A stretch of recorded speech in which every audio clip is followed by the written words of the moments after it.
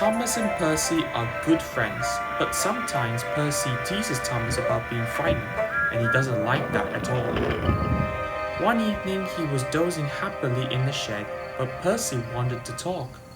"Wake up, Thomas. Are you dreaming about the time you thought I was a ghost?" "Certainly not. Anyway, I was only pretending to be scared. I knew it was you, really." Percy went on teasing him. "I hope the guard leaves the light on for you tonight."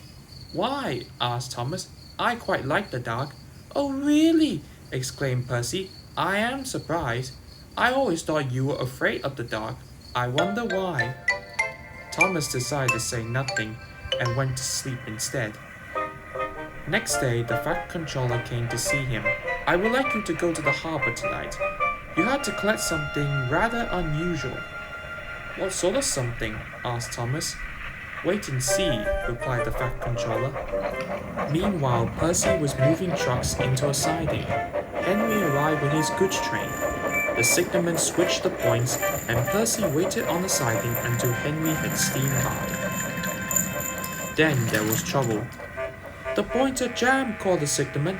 "I can't switch them back for Percy. The workmen will mend them in the morning. It's too late now." Said Percy's driver. "I'm sorry, Percy, but you will have to stay here for the night." "Where are you going?" asked Percy.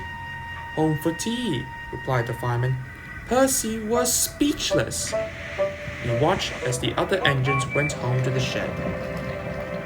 Nighttime came, and Percy began to feel very lonely. "Oh dear," he murmured, "it's very dark." Ooh, what's that?" It was only an owl, but Percy didn't realize this. "Oh, I wish Thomas was here too," he sighed. Thomas was waiting for his mysterious load at the harbor. Suddenly, there it was.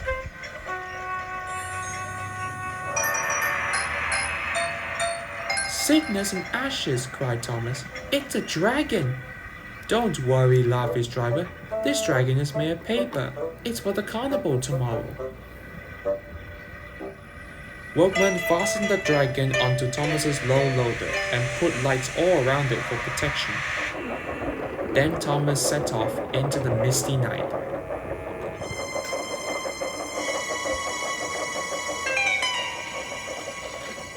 Percy was asleep in the siding and had no idea that Thomas was approaching him.